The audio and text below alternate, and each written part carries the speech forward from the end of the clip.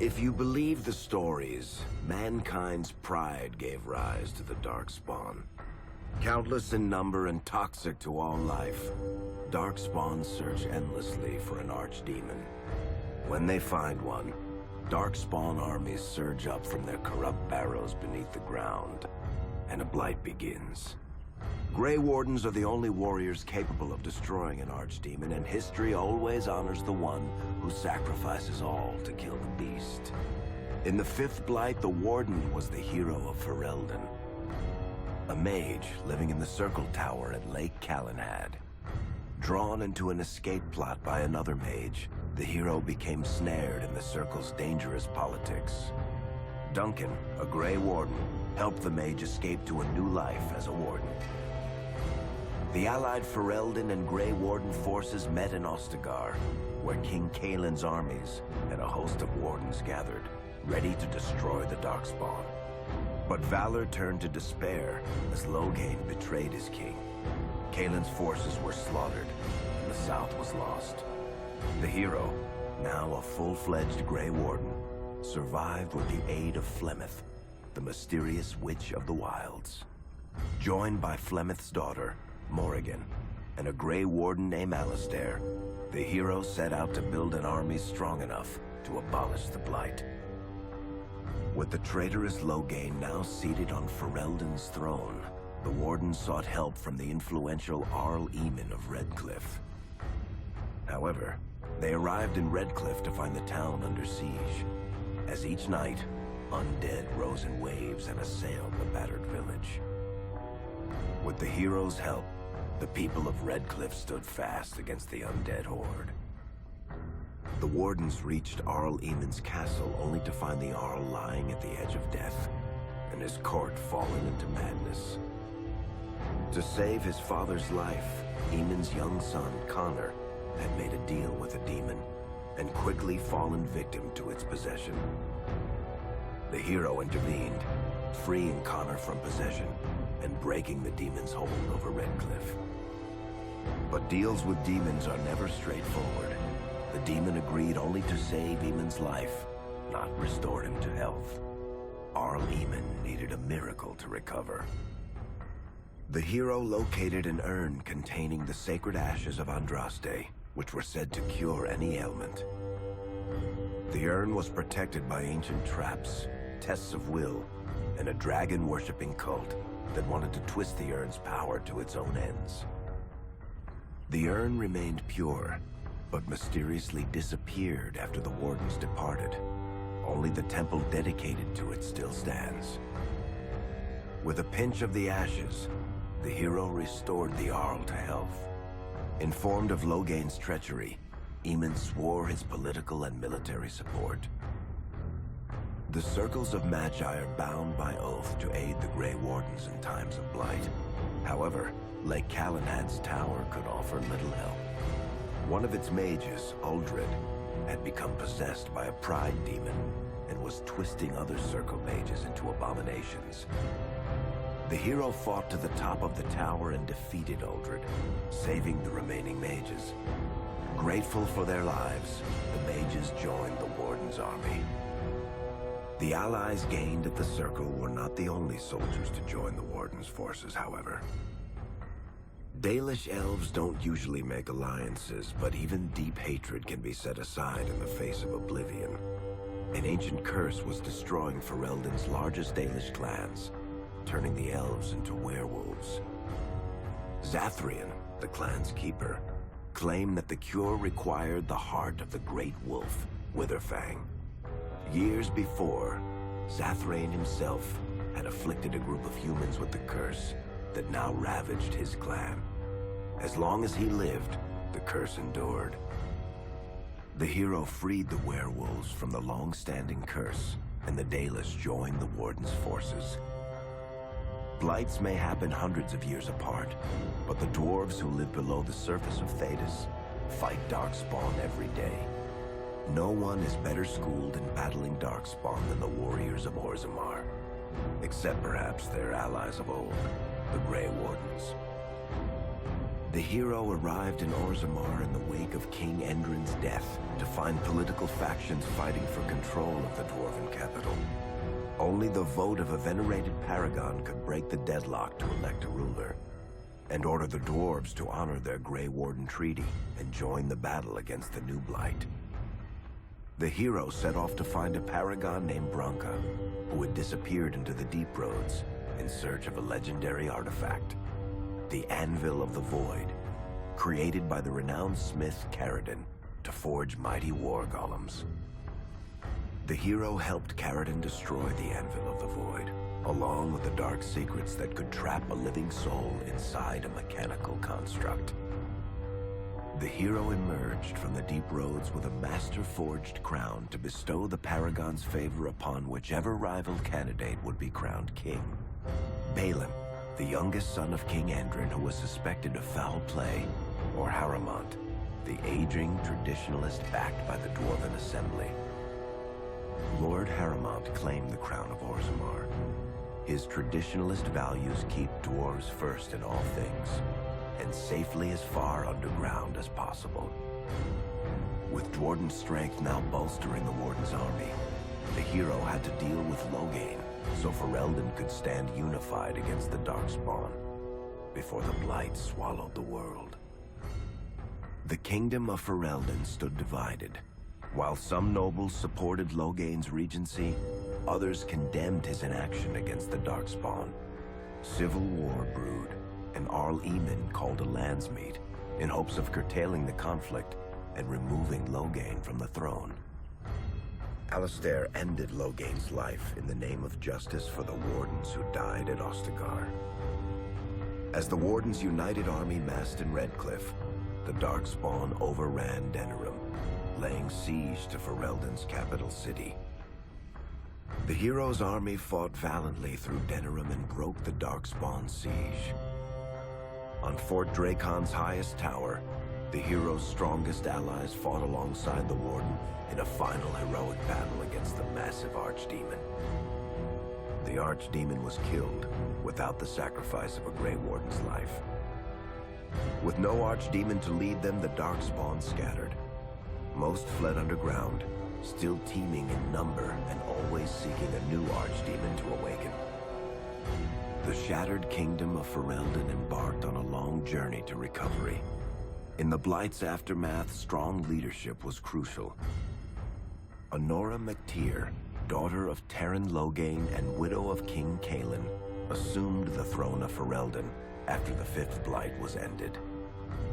Ferelden still stands, as obstinate and resolute as the Dog Lords ever are, but the events of the Fifth Blight loom over it as the nation rebuilds.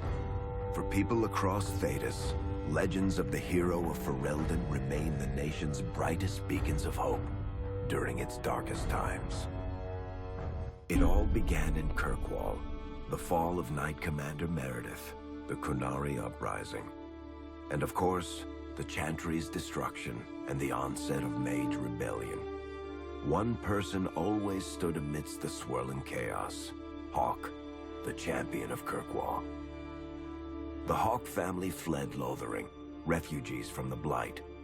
Leandra, mother of the champion, and siblings Bethany and Carver, hoped to find refuge at her family's estate in Kirkwall, far to the north. As a mage with a family legacy of magic on both sides, Hawke naturally became involved in the events that ultimately led to the Mage Rebellion.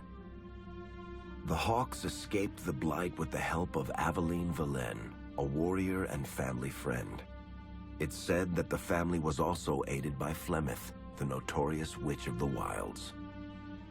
Hawke's sister Bethany never reached the Free Marches. She was killed by Darkspawn while defending her family. The family's first years in Kirkwall were difficult. Leandra's brother Gamlin had lost the family fortune. The Hawks lived in poverty, forced to indenture themselves in return for entrance to the city. To pay off the debt, Hawke was forced to work for a gang of smugglers. All the while, Hawke and Carver did their best to hide Hawke's magic from the Templars.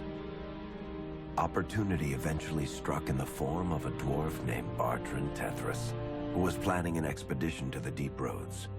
It was a long shot, but with gold gained from the expedition, Hawke could free the family from its criminal creditors and further Templar scrutiny. Hawke met a rogue Grey Warden named Anders, who possessed detailed maps of the Deep Roads. These maps were crucial to the expedition's success. Once Hawke obtained them, everything else fell quickly into place. Carver joined Hawke on the expedition. The siblings found ancient dwarven treasure and a statuette formed from a strange red lyrium. Carver fell victim to the blight that suffuses the Deep Roads, but Anders led him to a group of Grey Wardens who were able to save his life. The gold Hawke recovered from the Deep Roads brought back Leandra's stately childhood home in Hightown. The Hawkes had barely settled into their new home when Leandra was murdered, a deeply sinister and twisted killing. Hawke hunted down Quentin, the blood mage responsible, but could not prevent Leandra's death. Leandra's tragic death was part of a critical problem facing Kirkwall. Rising tension between the city's mages, who felt increasingly oppressed, and Templars, who grew increasingly suspicious of their activities. Adding to the strain, a large contingent of Qunari had also established themselves in Kirkwall, much to the growing discomfort of the city's rulers. After their dreadnought was shipwrecked many years before, a group of stranded Qunari were allowed to remain in a cordoned-off area in Lowtown. As time passed, the Qunari made no effort to return home, and offered no explanation about why they remained. Tensions rose to a breaking point.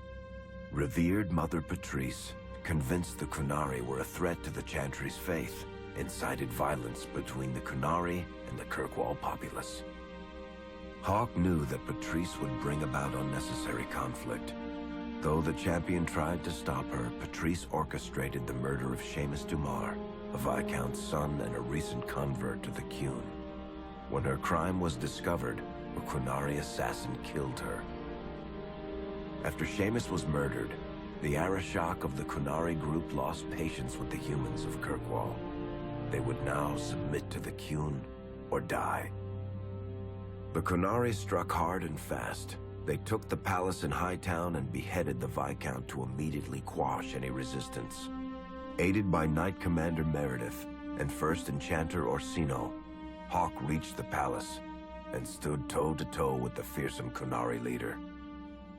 Hawke fought the Qunari leader. The fierce battle resulted in the Arishok's death and the liberation of Kirkwall from its brief occupation. The Qunari quickly withdrew from the city entirely. Hawke saved Kirkwall and earned the grudging respect of the city's Templars, mages, and nobility, along with the title that history remembers, the Champion of Kirkwall. Kirkwall's problems were still not over, however. After Viscount Dumar's death, Knight Commander Meredith took power and blocked all attempts to appoint a new Viscount.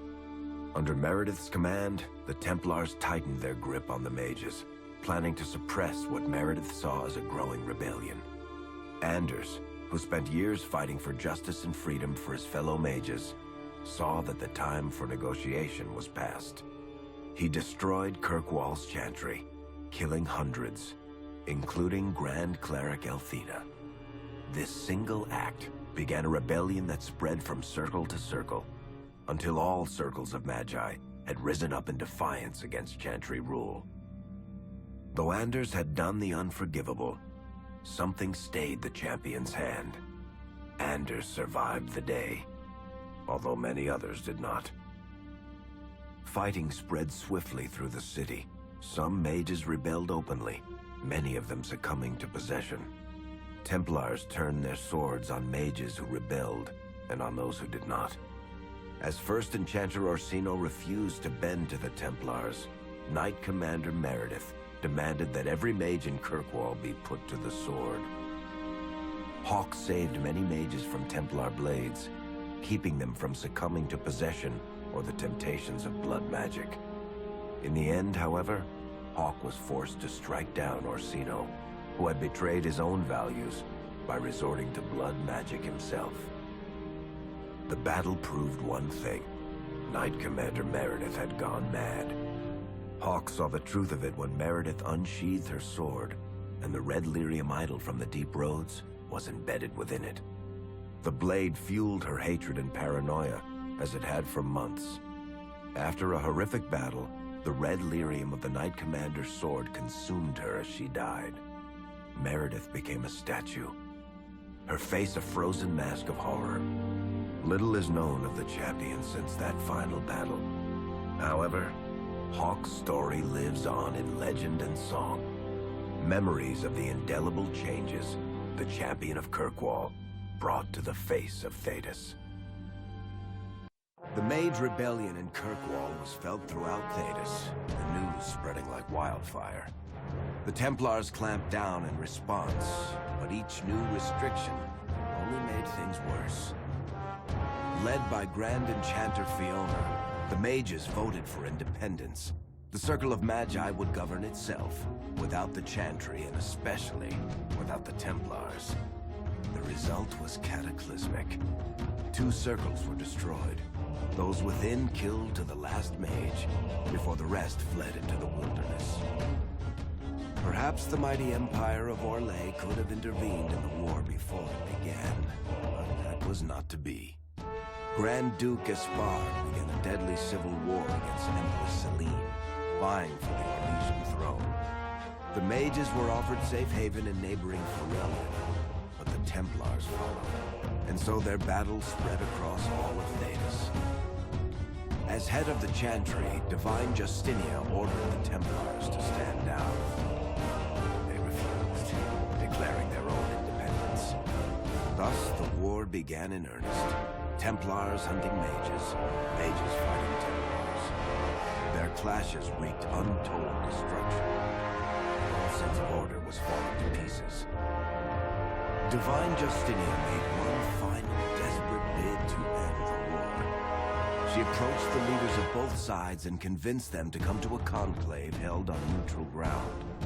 With the Chantry to mediate, mages and Templars will talk for the first time since this all began. It is our last, and perhaps our